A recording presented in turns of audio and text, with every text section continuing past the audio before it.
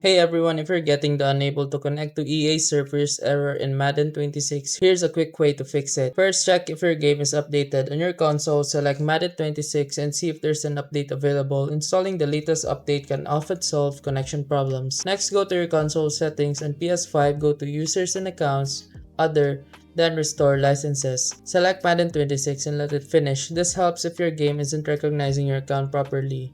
Now go to your network settings and set up your internet connection. Switch DNS from automatic to manual.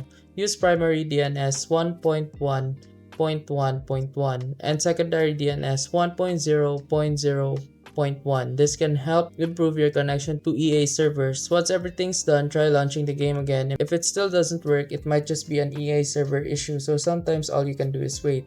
And that's it, those simple steps usually get you back online. And remember, if this video helped you fix something or saved you from wasting money, here's an easy way to support the channel. You'll find an Amazon link in the description. Bookmark it and use it whenever you shop. Whether you're buying tech or everyday essentials, a small portion of what you already spend helps support the work here at no extra cost to you. And trust me, Amazon won't even notice. If you want to support directly, you can also buy me a coffee or check out the phone accessory store link below. Totally optional. That's it. Thanks for the support. Stay sharp and I'll see you in the next video.